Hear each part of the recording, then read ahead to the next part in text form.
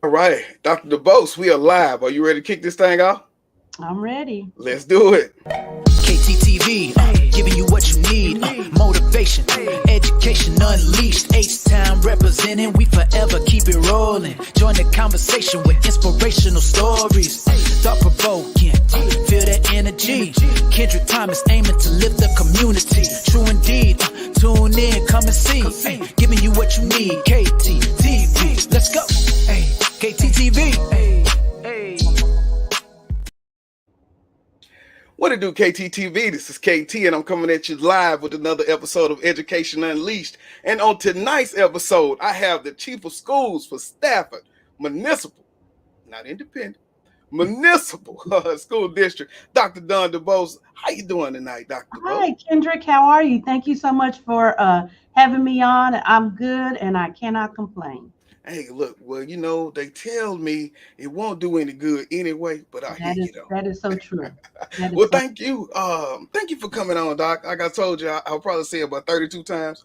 But it's just so important to be able to get those conversations with leaders. Everybody's getting ready to start those principalship applications, assistant right. principalship. And Mhm. so any time that we can get information out to them, especially from someone who was in your role before this, thank you. Yes.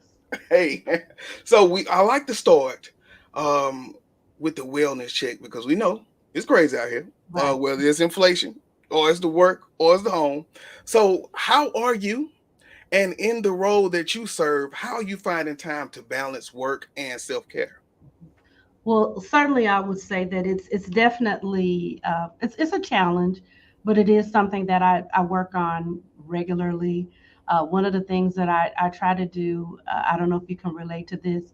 I try to take advantage of those days where I don't have to go anywhere, and that doesn't happen often. Meaning that means it's probably a Saturday. Um, I'm gonna tell you this whole thing with church online. Um, I'm one of those people that typically have gone, I would go every Sunday. Mhm. So I don't know. I think I'm kind of doing like what they used to do in the country, like almost I might go in person and the next week I'm at home, watching, but I'm getting back into going every day, Mhm. every Sunday. But yeah, certainly finding those days. Sunday is my day that I really try to, I'm involved in a lot of activities. Mhm. So I really try to make sure that that's the day that I, get myself together and relax throughout during the year. When I think about July, that's my day when that month that I really try to shut things down and vacation and just try to just regroup. Mhm. So I try to do those things throughout the year, throughout the year, self care, those kinds of things that, exercise, eating well, all those things become a part of that process. So I'm trying to make sure I'm getting 8 hours of sleep. Sometimes that's a Oh, struggle. Uh, struggle. but it's definitely I try to attack it from a holistic approach. That sounds good. Now, with that, I know you talked about life in the summer. In your role, how many days do you actually get for the summer? I don't really get that many, to be honest. Yeah. I really don't get that many. So a lot of times, what I try to make sure that I do is the good news is we typically have the 4 day weeks, which I love Mhm. during the summertime. So Yes. that's an opportunity to really relax and Mhm. stretch those weekends out. So that helps a lot because I don't have as much time. I'm a 12-month employee. I have been for a long time. Yeah, I don't remember the last time I haven't been a 12-month employee. man. Um, so yeah, those it really helps to have those 4 day weeks in the summertime. Yeah, just getting it in and year round. I tell you, it's only with the rain that we appreciate the sunshine. Yes, exactly. So just getting into a little bit about you. 2019, you became chief of school for Stafford, right? Yes. So for the people that don't know, can you tell us a little bit more about that role, and even some of the educational experiences that prepped you for that role? Okay. So, first of all, my role that my it's pretty much in my title. My goal is to I'm here to support the schools. Hmm. So what that means is that all of the principals report to me, and because I'm in a smaller district, this is what makes my situation a little unique, or even some of my colleagues from smaller districts can relate to that. I also have departments. So not only do I supervise the principals, but I have multiple departments like technology, I have athletics, college and career readiness, fine arts. And then with that, I also lead four of our stakeholder groups, and that includes our district advisory committee, safety and security, which has been huge, huge, huge this year. This year has taken up a lot of time, but certainly we want to put that time in because we want our families and we want the people that work on our campuses to feel comfortable and to feel safe. In addition to that, I lead our school health committee. Actually, it's called the School Health Advisory Committee and the District Calendar Committee.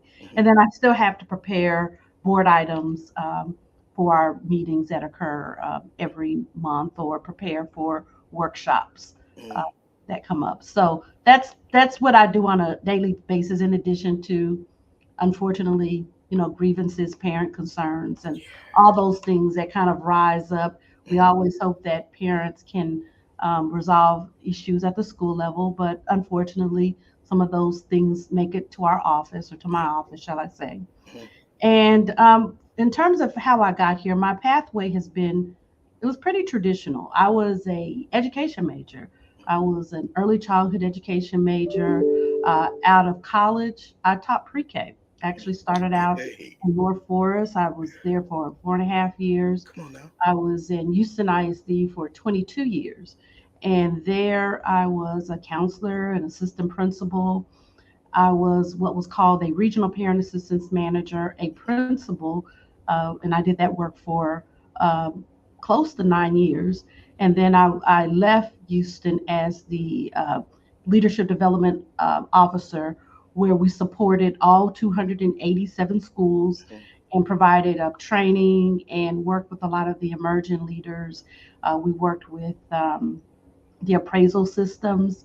For a little while, I even had alternative certification, and we had teacher leaders. So before leaving, Houston was good to me. I had some really good opportunities there. So everything that I did, every single position that I held prior to coming into this position, chief of schools, prepared me. Everything. I have used every single position that I had in the past. There was knowledge that I was able to use, that I'm able to use in this job today. Yeah. And when you switched over, let's say from leadership officer to your current role, okay, so now you're coming from like really being that foot on the ground and coaching and building to, okay, well, I see what's happening, but I got to put it off, and I got to talk to somebody else, and I got to, give it up because I got bigger things on the side. Well, how was it hard to make that shift maybe in the first few years? Well, I can definitely tell you that I really loved that work. It was great work. And during that time, we obtained a $47 million grant. It was the Teacher School Leader Incentive Grant, and it was one of the largest grants that the district ever received.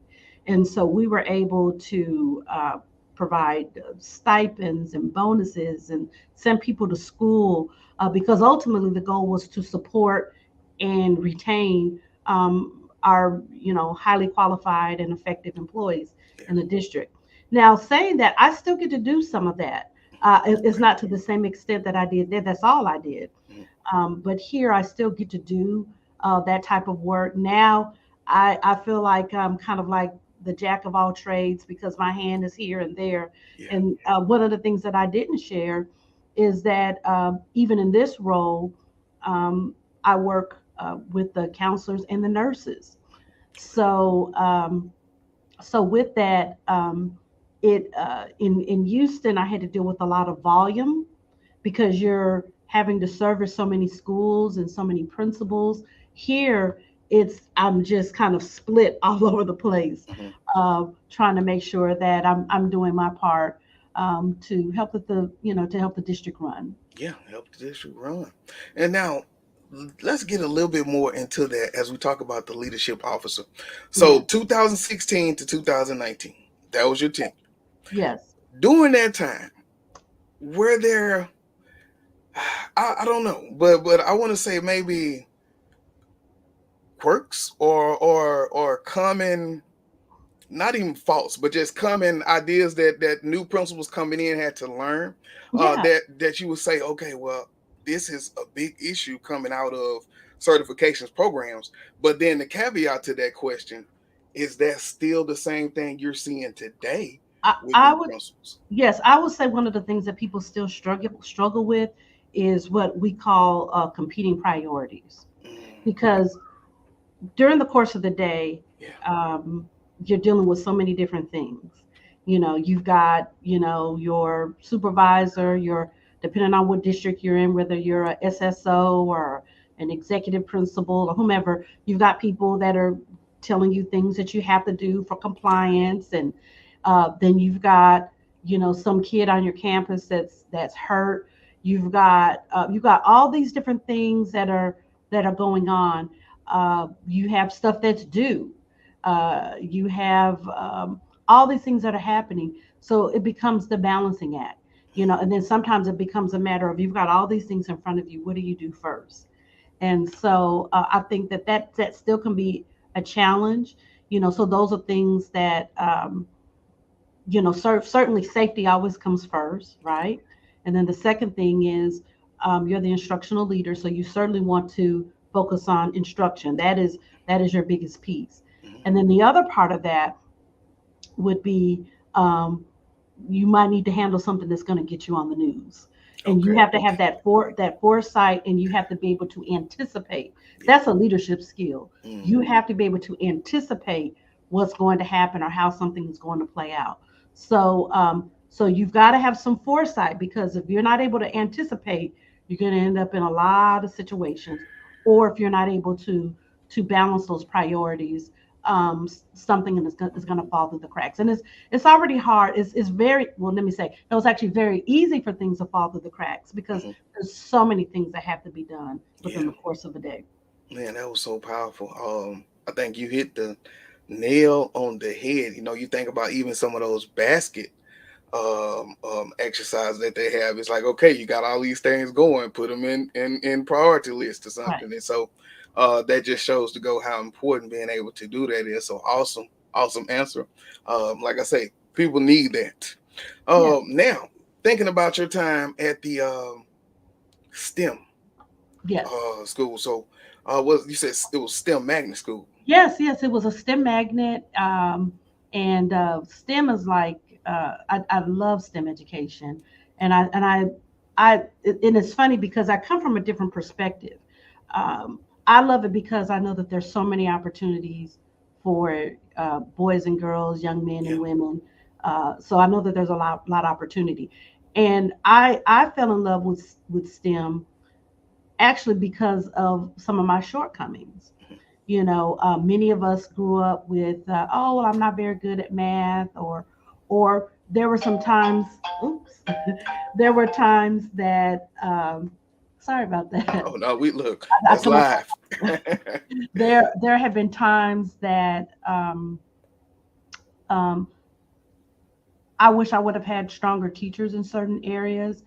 And really, when it comes to STEM education, it is about making sure we're putting really good people in front of our kids, because we have to make sure, especially with girls, that they have the confidence to feel like they can do the work. Mhm. So one of the things that I know through STEM education, and the thing about it is, everyone's not going to go into a STEM field, but what I do know is that if they're prepared, Mm. and if students can come out of fifth grade uh, meeting or mastering skills in math and science, that's going to put them in a path to be able to start taking pre-AP classes.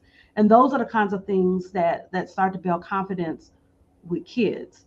So I know, and I also know that if they decide not to go in a STEM field, it's going to, at least if they're strong in those areas, Yeah. now I know that this kid is going to be college ready in the Mhm. future. Yeah. So strong advocate.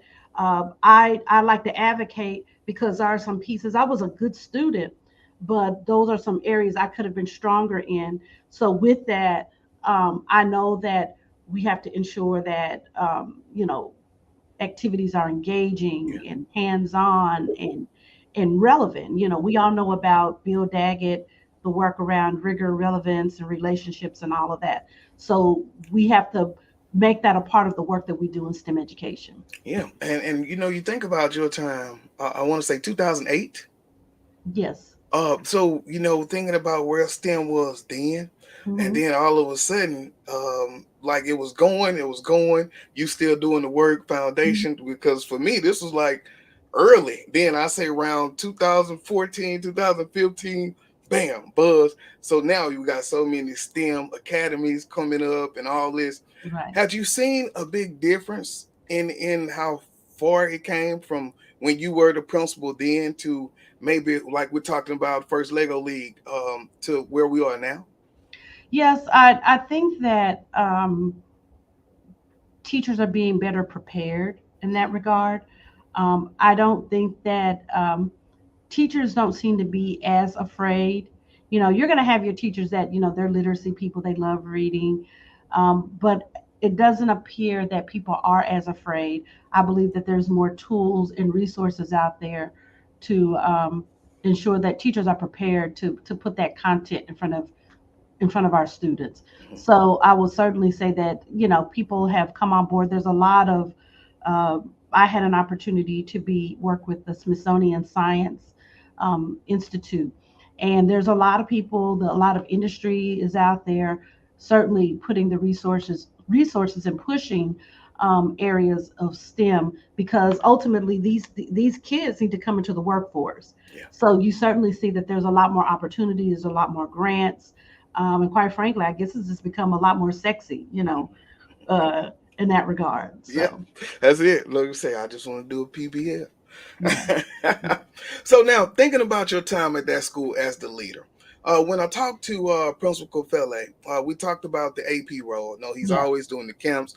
I just seen he had Robert Jackson on, who I'm Hmm. talking to right Great. now. Hmm.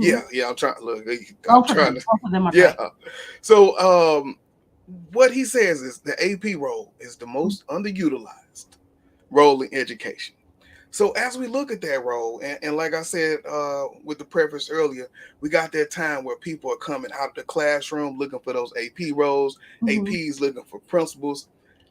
In that role of the AP, and I know you said the instructional leader, so we focus on that instruction, Hmm. but how else can I prepare myself as an AP to even move to the next level? Right. So as an AP, you almost have to bogart your way, because what happens is, um, the day happens, you've got all these fires that you're putting out.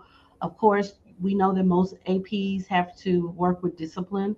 Yeah. Buses, butts, Hey, all yeah, that. just busting and You butt. know that you got to do it. Yeah. It has to be done. Somebody has to do it. But you almost have to bogart your way, and to make sure that you are purposefully staying abreast, purposefully being involved in those pieces that are going, especially if you desire to be a principal. One of the things that I always like to know with APs, the first question I always like to know, the areas of certification and what did they teach, because that's going to prompt, coaching. So, for example, um, if I meet someone and their background is literacy, I'll say, hey, why don't you delve into math? Mhm, How do you feel about math? Okay, it's time for you to learn that side. mhm. It's time to strengthen those areas that you may not touch as much, and vice versa. If you're math, hey, and I would say really, the first part, you really need to focus on literacy. That's probably a primary area. But Yeah. if you're a math person, then okay, look at literacy. And then if you are, let's say you're a person, let's say your background is a PE teacher, I'll say, okay, so you didn't really teach math, you didn't really teach reading. So my first piece of advice is literacy, Yeah. focus on literacy, understand the components. Now, the other side of that could be this, depending on the needs of your campus or depending on where you're going. So let's say there's a math problem at a place that you may be going to, but again, primarily, like I said, the key is, like I said, focus on literacy, Yeah. focus on literacy, And then, like I said, just try to round out your experience. But you have to bogart because it's very, very easy. Your day can be tied up with, IATs and, like I said, parent complaints Yeah. and cafeteria duty and Hey. and morning duty and after school duty and those types of things. So Yeah. you have to make sure you're going to those PLCs. And more than anything, you have to know how to coach teachers. Yes. You have to, because a lot of that is going to determine even your credibility. So you've got to know how, and you have to have those tools to be able to coach.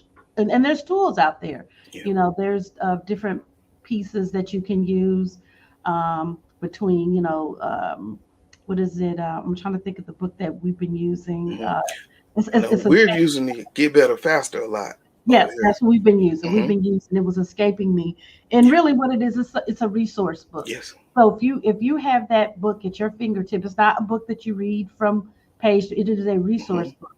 Yes. So that is it's almost like a little Bible Mhm. for coaching, so that you can give that direct and quick feedback, Yep.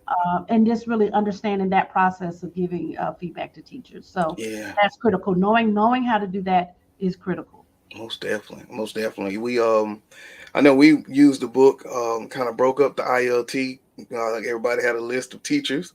Hmm. Used that book, kept those weekly meetings, feedback quickly, Absolutely. and then we spreadsheeted. And so now we see, okay, well, we have this amount of teachers struggling with this or this struggling with this, and then like that's how we was able to train them. So I agree, very much a resource.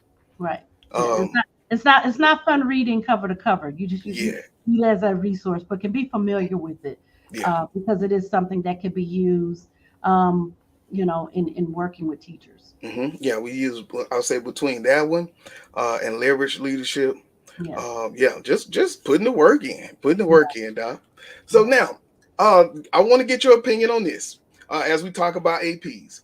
Utopia deemed these 7 pieces the top tips for influential school leaders. Um, Focus on respect rather than popularity. Establish clear goals. Listen to input from the staff. Lead by example. Provide regular constructive feedback. Delegate and make meetings matter. Which one is your top? So I'm a big culture person. Hmm.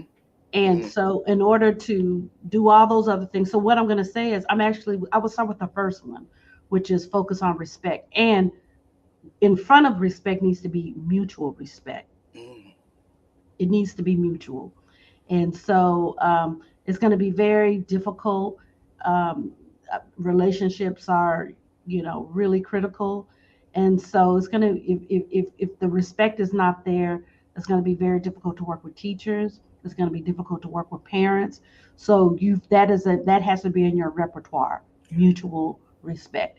And so you start there, Yeah. and then you can start, in my opinion, moving on to those other pieces of, setting those goals and Mm. listening and watching your airtime, to really ensure that you're grasping what people are sharing with you.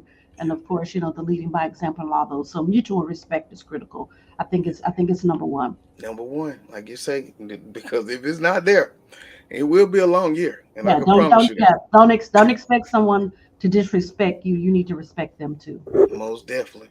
Let's see here. So we got Jarrell. Hey, Mhm. what's going on, Jarrell? Let's see what he say. There's true. There's so many things that go on during the day. I agree, brother. Well, hey. So a few seasons ago, I had Dr. Creer on, who Mhm. was our area superintendent. Yes. So we talked about building new leaders, and she talked about her work that she did in Fort Bend at Bush, and so it was all about the culture and climate. And Mhm. she gave us 4 pieces that Mhm. she used as a guide. I think it was like vision, presence. I can't remember the other 2, Mhm. but do you have any words of wisdom as you say new leaders coming into a building or Mhm. even APs coming into a new building to get those teachers in? Yeah. So one of the things, let me see. Certainly, one of the things you need to do people want to be treated like professionals. I'm going to say that again. Yeah. People want to be treated like professionals. So what that means is you want to provide and exercise flexibility. You want to exercise choice. So let me give you some concrete examples. Come on, Doc. And I'm gonna put my principal hat on, okay? So when you get to know your staff really well, especially, like I said, I was there for almost 9 years. I'm sorry, there's just everybody has these internal clocks, right? And so you kind of know who your people are that's driving in the parking lot on one tire. You know your people that's going to be there 6 o'clock in the morning. You know your people that as soon as it rings, and they may have come in early, because what I have learned is it's very few people that are like the 8 to 3 people. That's actually a small number. Normally they come in a little bit early and then they leave, or they get there right there on time and then they stay late. That's typically what I found. And so it becomes like this. So let's say you want teachers to do duty, right? Why would you have the person on duty that is driving on one tire to get in every day to be in the cafeteria? Agreed. That's the person that needs to have the after school duty. Yes. And then the person that that's driving off at 3 o'clock, they're burning the parking lot at the end of the day. The person that comes at 6 o'clock in the morning, that's the person you put in, so you try to create those opportunities so that people can be successful. Yes. Okay? So whenever you can find those avenues of flexibility, and you want to do that. That was just kind of an example. Yeah. Be fair, be authentic, admit when you make mistakes. Most people that know me, they know I'm pretty calm, cool, and collective. I'm kind of right there all the time. And I remember one time, actually, this is when I was a principal. I was a leadership development officer, and I remember someone. It was like they really irritated me, and I snapped. Yeah. I mean, not like it wasn't like crazy snap. Professional snap. But it was a little snap. You feel it. It wasn't, because I'm normally right here. Yeah. And so, what I did was, and it just goes to say, this is something that a principal can do. This is something that an assistant principal can do. But I made sure I recognized what I did, and I went back and I apologized to that person, and I apologized to that person in public. And so I believe that went a long way. I didn't, but yeah, I did it publicly. So you have to admit when you make mistakes. The other thing that you have to do is you have to find ways to highlight and utilize the talent of the people that work in your buildings. Be a strength finder. Yes, we do want to build up those areas in which they might be struggling or in which they need assistance, but also capitalize on those strengths that people have. One of the things that I was really big on in every interview I ever had as a principal, I always asked the candidate, what do you want to do? And I would specifically say, I think Ada, I can't think of the council member's name that used to be on 102, but her tagline, she would always say, if everybody does something, everything gets done. So my expectation was, when you come to this campus, what are you going to do? Are you going to tutor? Are you going to lead a club? What are you going to do? And so that was every interview that I had, that question was always asked. So, when things were coming up and things were needed to be done, like, hey, remember that time? I said, we really did mean that. We don't want to wear anybody out. Yeah. And so if we can get everybody to do something, we can run this school. So you have to set those expectations early, out the door, out the gate. Out the gate. What Jarrell said, mutual respect is non-negotiable. And I think you said Ada Edwards. Yeah, Ada Edwards. Yes, yeah. I come remember. Yes. Yes. She used to say that on 102. That she said it all the time. Everybody does something, everything gets done. Now, with building that culture comes the good, but then we got the culture vultures, right? Absolutely. So, what I want to know is, have you ever encountered a culture vulture that took you there? And how do you explain, or how would you coach a principal into dealing with that culture vulture? Because that's a part of the process. So at Stafford, the principals, hopefully they don't get tired of me. I hope they don't. Yeah. But I believe in frameworks, and I believe in practical experience, but also believe in books and book studies and that type of thing. So when I saw that about the culture vultures, the first thing I thought about was the energy bus. Come on now. The energy bus. And so in the energy bus, they make reference to the energy vampires, right? So, so one of the things in working with principals, or when I have conversations with people, you have to strategize around that. I remember, like, whenever I, needed to have like a difficult conversation with someone, sometimes I save that energy vampire for the end of the day, because I needed my energy for all day, and I didn't want it, like, sometimes something can happen in the morning and it just takes all of the energy out of you. So sometimes you had to be very strategic about when you have certain conversations. Another book is called Shaping School Culture. Okay. And it is by Terrence Deal and Kent Peterson. And in that particular book, they make reference to saboteurs, pessimistic storytellers, keepers of the nightmare, negaholics, prima donnas, space cadets, martyrs, and deadwood and driftwood. And so the thing about it is not so much to categorize people, but what it does is kind of have an idea of how you see or the characteristics that people are showing. It begins to say, okay, how do I work with this person? How do we turn this around? And then the other book is Transforming School Culture.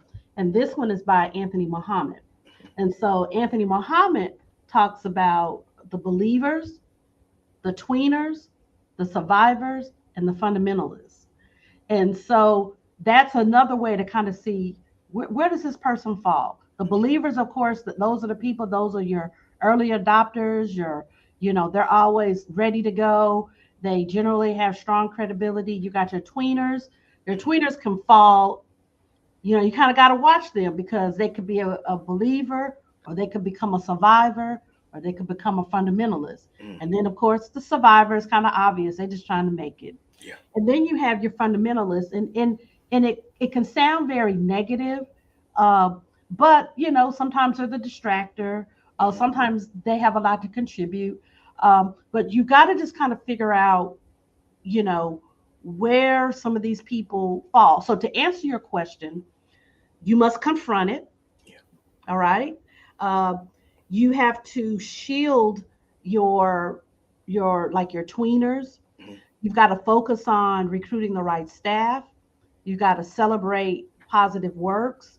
You've got to work to reduce negative norms and behavior. And you have to work towards new traditions and systems.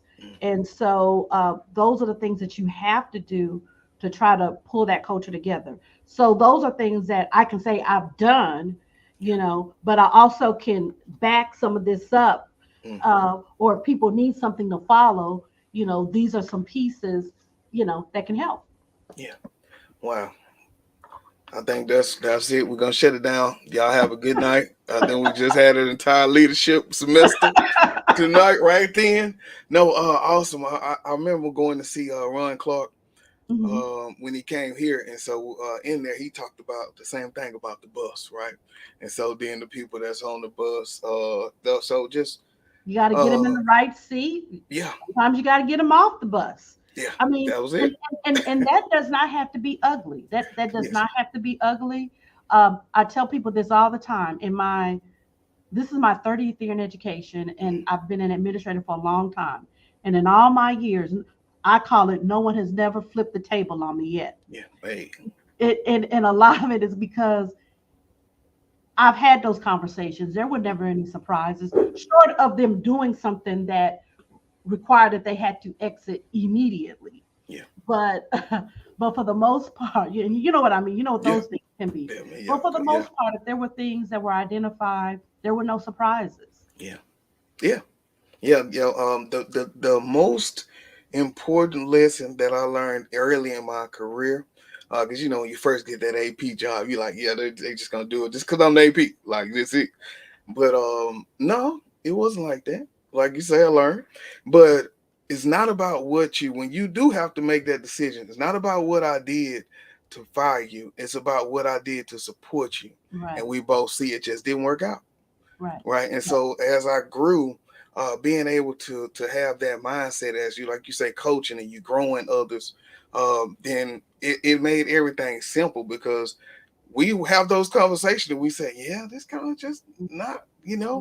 Yeah. but So sometimes you end up assisting with them with an exit plan or yeah, what would what would work best for them. And we don't want to get to that point. We really do want to. hmm If people want to do this work and they have the ability and the strength to do it and the mindset to do it, hey, let's do this. yeah, But there is a time where we have to have different conversations. yeah, But hopefully, in most cases, you'll be able to um, help them yeah. succeed and be a successful educator. That's it. Coach them up. Mhm. That's it. Now, talking about STEM, as we move over, Mhm. like I said, we talked about you just being at the foundation level, and that's just my knowledge base. But Mhm. like I say, from just seeing it go, March 11th, we got first Lego League in the building. Mhm. Yes. How did you all get connected with that, and how have you seen your program grow just as a result of being in that competition?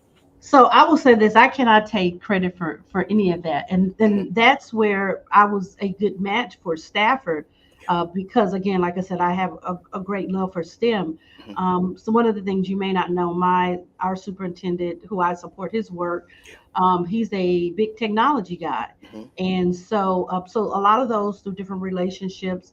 And when he came on board, he's been in Stafford now close to 8 to 9 years. That was a lot of work that he did. And so, in that regard, we're, pretty well rooted. But yeah, he's into robotics and drones Yeah. and all those things. And so, and I know that was one of the reasons he definitely was interested in me being here, hmm because he knew that a lot of the work that I did was around STEM education. So in that regard, we definitely complemented each other and had the same passion Yeah. for that. But he definitely gets the credit. We have another person. Her name is Sharice Roberts, here in our district. She's done a lot of work around that. So one thing I don't ever like to do is Let's say I ball like to, hog. I like to watch my pronouns. I'm Yeah. not taking all the credit, because there's so many other people that contribute, and do great things for our district. Yeah. Now, are they working? How does that program work? Like, because it's a lot. Or is it built into the curriculum, or is it something like we meet after school? So we for some of our kids, so let me like our STEM program is a little different. Uh huh. One of the things STEM is an initiative across the board. Yes. So we've got these different labs in our different buildings to support that learning. And then we do have some robotic classes Yeah. like after school. And then we have at the STEM school, it's actually built into the day. Yeah. But we also, one of our new initiatives that we have is we have gaming now. And matter of fact, we have some kids that have already, this was our first year, we've got a gaming instructor, and those students have already gone to competition and have already started placing. Yeah. So our goal is to that, and that's one of the good things about being in a smaller district. You can kind of turnkey initiatives a little quicker, Yeah. and so that's one of the things we've got. It's really neat because you've got some kids that they have found a home um, in that area, because Yeah. we all know in order to keep kids in school, they have to connect to something. And Gotta for be relevant. some kids, it's different things. Yeah. A lot of times it's the academics, but we know that football, band, cheerleading, gaming, esports, uh, those are the kinds of things that keep kids going. Yeah. And so, but yeah, that has become a part of our programming.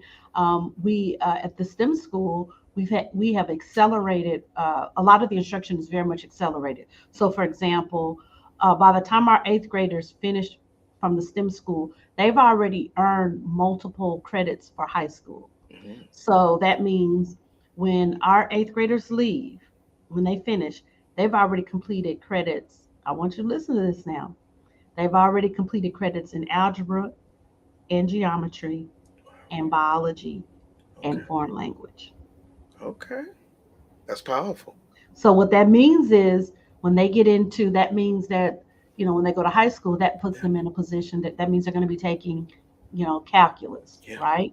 They're going to be taking physics, they're going to be taking chemistry, and more than likely a lot of them will be taking you know AP Mhm. physics and AP calculus. Yeah. So we're really proud of the work that we're able to do in terms of accelerating instruction. I went into one of our biology class. A matter of fact, one of the top winners at the HAPSI Teacher of the Year was our one of our biology teachers, Mhm. um, Miss Scranton. And so went in her classroom one day, and our kids are in there dissecting sheep brains. Okay. That was real. Yeah, it's real. Yes. but that's the I work though. call sheep brains. Yeah. Yeah. So but the biggest part is you think about the power of being able to earn those credits, and you think about how sometimes those kids don't get a chance to skip, but they're really more advanced, and so now they're bored right in class, and then it takes you in a whole different direction. But if you're already challenging me as soon as I walk in the gate and I'm loving Right. it, you got me Right. Right. like from square one. Right. And then the other part of that is I know that other districts have it, but we're seeing remarkable success with our early college program. Hmm. So our numbers continue to increase with the number of kids that are receiving their associate degrees before they leave here. Yeah. And so again, we definitely are working to make sure that we can challenge all of our students in the district. Yeah, I'm so glad to get back to being smart is cool. Right. Like, and so I think we on the way back. It's taking a little while, but Yeah. I feel like we turning the corner because, like you Yeah. say, when you see those numbers grow, when you see kids fighting for positions at the CTE Mhm. career centers and all these pieces, you saying, okay, they're really understanding or getting that Right. it's something post high school, and I got to find it. Right. Yeah. So Yeah, awesome work. yeah, and we definitely still have to work with our kids because there are some kids that do not desire to have an academic Yeah. persona, Mhm. an academic identity. So we had to continue to find ways to engage those students, Yeah. so that they'll know it's okay. Yeah, just look, man, it's all right. Yeah. It's okay. So, Doc, as we get ready to close this thing out, I always like reaching out to the stakeholders, and so it's almost like the pitch deck, as you got the sign in the back. Mm-hmm. As the chief of schools for Stafford MSD, Mm-hmm. why should I bring my kid there? Several reasons. It's funny. I shared earlier that I worked in Houston. Houston was good for me, and Houston has some excellent programs. But Stafford is very different from Houston. So some of the things that I know that attract people here is that we're a close knit community. You probably know from coming here that our all of our schools are on really one big huge campus, and it looks like a college environment. Mhm. So if you have if you're a parent, you have multiple kids, you don't have to drive far. They're all right here. We have strong academic programs, and we have excellent teachers. Yes. And so, but it's almost like it's a public school, but almost still like a private school experience. Mhm. Yeah, and like you said, the biggest thing is with those initiatives, being able to turn them over faster, being able to bring kids more direct. Hmm. Hey, money. That's all it is. Now, closing out for our leaders, Hmm. our aspiring leaders. Give us them last words of knowledge as we get ready to interview. And thank you for helping me tonight. Yes, yes. So certainly, you need to study your craft. You need to be a continuous learner, and Yeah, you have to be coachable. yeah, Um, um, People, supervisors, superintendents, SSOs, executive directors, whatever you want to call them, they do not want to hire people that are not coachable. You've got to learn how to take feedback. Just like we give teachers feedback, you got to be able to accept feedback, right? So certainly learning your craft, being a continuous learner, find schools that are a good fit for you and districts, because, just based on our conversations, we know that all schools and districts have different climate and culture. So certainly, finding that place that's a good fit for you. And this is something else. I normally say this about teachers, but I want to say this for administrators. Like kids, love kids, like teachers. Period. Yeah, a question that is sad. We can't take this for granted. It has to be like, do you like kids? Yeah. And if you're a leader, you need to like teachers too. Yes. Most and definitely. Then lastly, certainly remember your why every day. Remember it every day. That's it. I mean, I think that's I'm at the alternative school. So no 2 days are the same, right? And so but what always keeps me grounded is why I got into this. And so these are not bad kids. These are kids who need a little bit more love.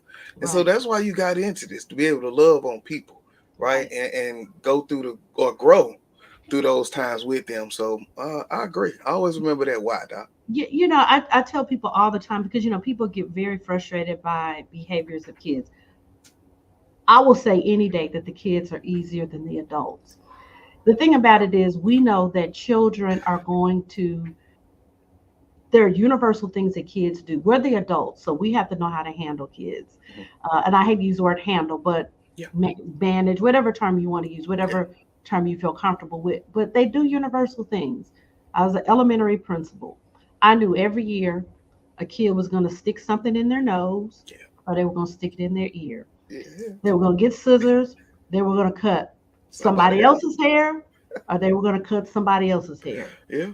And I also knew that there was going to be some little boy that went out on the playground and used the restroom out there, fill in the blanks on that. Yeah. That's what kids do. Yeah. And we know that our frontal lobe cortex is not developed until what? Well, for men, it takes y'all a little bit longer. 25 or something. Yeah, it takes a little bit longer for you all. I mean, so those are the kinds of things we have to come into this work knowing that and remembering that every day. And it's just universal things that kids do. And so we just have to remember that along with the why. Yeah, I agree. But to me, I think that was about the why should kids come to Stafford.